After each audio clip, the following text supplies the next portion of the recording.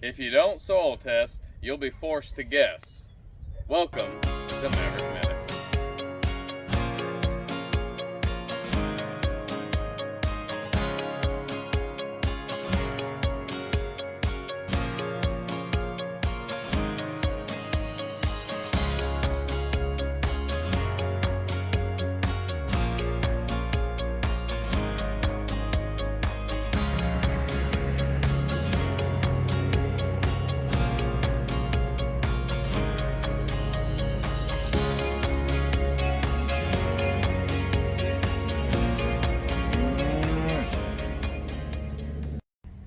Today's student shout-out goes to Cornelius Raskonis in Lithuania and second grader Madden Johnson. Both of these guys have been watching Maverick-Minute and keeping up with us throughout this series.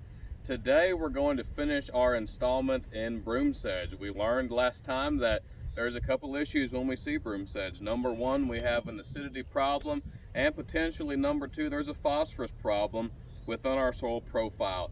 Today we've got our soil test back and we're going to look at what we can do to solve this problem on our farms. When we're talking about amendments that we can make to our soil and we're concerned about acidity, often we're going to utilize lime. Lime is calcium oxide and it's naturally harvested from limestone, and thereby you can find it in all sorts of gravel roads across the county because gravel roads are typically made out of lime-based rock. When we apply lime to our farms, it takes between 3 and 6 months for it to become available for our soil to utilize it, and up to 24 months to have total utilization from one application. So it's something that when you throw it down, you shouldn't expect to see an immediate response. You definitely, ideally, would plan out when you apply lime to your soil so that you can get maximum benefit from it. But of course, if you don't plan at all, it is far better to apply lime when needed than to never apply at all because you're worried about your schedule. When we're talking about soil pH, we're discussing oftentimes acidity or alkalinity, which would be a basic side of the pH spectrum. If you look at the nutrient availability chart based on pH, as you can see that 7 is a number that is neutral. And if you go up the column, number 7, you can see that we're in the green zone for nitrogen, phosphorus, and potassium, N, P, and K. Those are the primary macronutrients that plants need to flourish on your farm to be productive. So those are three we want to pay a lot of attention to. That's typically what most of your fertilizer is composed of. However, if we slide our pH down to 6.5 to 7, that's really more of an ideal area, and in fact that's the recommendation for grass pastures, is to be a 6.5 to a 7. You notice that you catch the ideal quantities of magnesium, boron, copper, and zinc by this chart at a 6.5 level. The thing about pH is it's kind of like the lock on the door of your pantry. If your soil becomes too acidic and we drop down below 6.5, we get to 6, we get to 5.5, we drop to 5. Less and less of these soil nutrients are actually available to our plants. That's as if someone has gone and locked the door on your pantry at your house. That food is there, those soil nutrients are there, but you no longer have access to it because it's locked away and you're unable to get to it. The same thing can happen if we over apply lime. Lime is what adjusts our soil pH. The more lime we put on, the more that you can bring your pH up towards 7, but you can go too far. You can get that pH up closer to an 8 if you're not careful. And this would be folks that are continually applying lime and they don't know how much to apply because they haven't soil tested. They run the risk of also tying up nutrients that are no longer available to the plants. The problem with too much lime is we literally have to wait for time to pass. Cellular processes of plants are what causes your ground to become more acidic, and we literally have to have several growing seasons go by for our lime, our pH, to drop closer to 7. Remember, you want to always stick in a 6.5 to 7 range when we're talking about soil pH. Our soil test results came in, and we started this episode with a quote off page 27 in this book, Foraged Livestock Quotes and Concepts. This has been put together by D.M. Ball, Dr. Gary Lacefield, and several others. It's a great resource, and it's just exactly what the title says. It's quotes and concepts that are based in forage and livestock topics. And sure enough, Jennifer Johnson's quote, "If you don't soil test, you'll be forced to guess," is a great theme for this video. We're going to use this book to help us eliminate variables and look at exactly what we're discussing, one line item at a time. Again, this is a good item for you to pick up, and it is where we got our theme quote for this episode.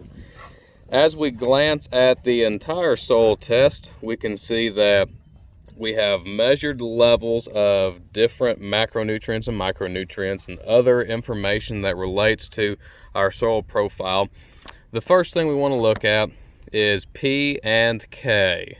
So right now we're checking out our numbers on potassium, and we can see if we slide over to the right that we have excessive levels of potassium. That is the K component of our fertilizer. If we drop down to phosphorus, phosphorus tells us that we have very high levels, almost excessive levels of phosphorus in our pasture. Broomsedge is an indicator of one of two things: phosphorus levels being deficient or an acidity problem with lime. If we go up to calcium, that's an indicator of our soil pH, and it says that we're in the medium range. We're going to come back to that. As we drop down to the lower portion, we were able to select the type of pastures that we try to manage, and you can select multiple options. I would encourage you to do that. We have clover grass options, we have hay options, we have cool season grass options for hay, and also regular grazing. If we drop down to the cool season grass pasture area, that's what's most common to Southwest Missouri cattle producers. We can see that on the right hand side of our soil test, it lists off corrective treatment, pounds per acre of E&M. E&M stands for effective neutralizing material. That's lime. Lime helps neutralize your acidity in your soil. Lime is our E&M material that we're utilizing. Our recommendation is 604 pounds per acre is what they're looking at of true E&M. As we drop down on our test, it tells us that when we want to determine lime in tons per acre, you would divide the E&M value by the rating of the lime that you have access to. So we called the quarry, and the E&M rating of our lime that we need is 604. The test value of the lime is actually pretty good lime. At Conco, it's tested at a 650. So if we follow our instructions here, we divide our E&M recommendation by the actual test, the E&M rating of the lime, and that told us that we needed 0.92 tons per acre of lime. If you look at the amount of acres that were in this pasture, we have 9.8 acres in this exact field, so that told us for this field we needed 9.02 tons of lime applied. The purpose of mentioning that is liming, if it's done correctly, is not an annual event. Typically, a lime application we talked about earlier, it can become available to your plants within 3 to 6 months of application, and it takes a full 24 months for it to be completely utilized by your plants in your pasture. If done properly, you can oftentimes potentially have lime jobs last you between 5 and 10 years, just depending on the soil type and the type of production you are doing in that certain field. So your soil test is kind of the last piece of the puzzle. This is what actually identifies your true needs in your pasture. It helps you determine the amount of lime that you may need. You can determine your price. We go back to the planning stage. You're able to determine your price and your cost of application. In 2019, we were able to apply lime, and that was somewhere in the $14 to $20 per acre cost, which is far cheaper than our annual fertilizer bill, and that's something that we hopefully do not have to utilize again for at least 5 years. Today we looked at interpreting soil test results regarding fixing a broomsedge problem. We looked at pH and phosphorus issues. On this farm, our soil test told us that our phosphorus levels were way too high. They were excessive.